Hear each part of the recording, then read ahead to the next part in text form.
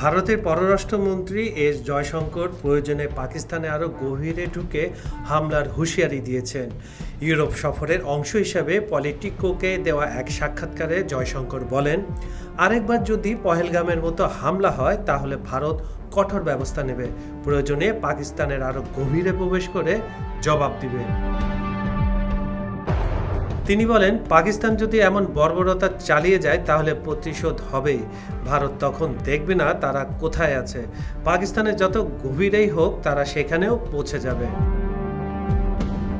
22 April Bharat নিয়ন্ত্রিত কাশ্মীরের পেহেলগামে ভয়াবহ এক সন্ত্রাসী হামলায় প্রাণ হারান 26 জন পর্যটক ও স্থানীয় গাইড।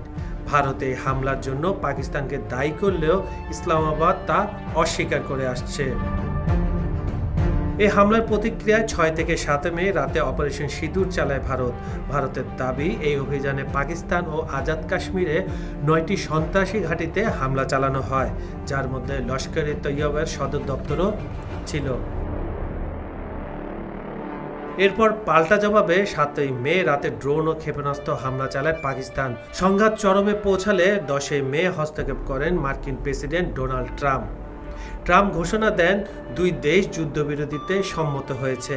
এই ঘোষণার পরেই সীমান্তে থেমে যায় সংঘর্ষ। তবে জয়শঙ্করের দাবি, ভারতের রাফাল বিমান ও ক্ষেপণাস্ত্র হামলায় পাকিস্তানের অন্তত 8টি প্রধান বিমান ঘাঁটি অকার্যকর হয়ে পড়ে। এমনকি সেগুলোর স্যাটেলাইট চিত্রও পাওয়া যাবে গুগলে।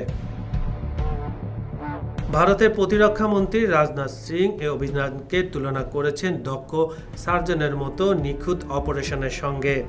আর জয়শঙ্কর বলেন, সংঘর্ষ থেমেছে কিন্তু মূল সমস্যা রয়ে গেছে। তার ভাষায়, পাকিস্তান রাষ্ট্রীয় নীতির অংশ হিসেবে সন্ত্রাসবাদকে ব্যবহার করছে।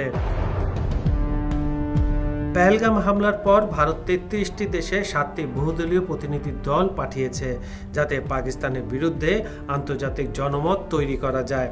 ভারতের বার্তা একেবারে স্পষ্ট, সন্ত্রাসবাদের বিরুদ্ধে কোনো ছাড় নয়। প্রয়োজনে আরও ভেতরে ঢুকবে, আরও জোরালো আঘাত করবে তারা। জয়শঙ্করের এই হুঁশিয়ারের পর এখন পর্যন্ত পাকিস্তানের তরফ থেকে কোনো ধরনের বার্তা আসেনি। কাজল হায়দার, খবর সংযোগ।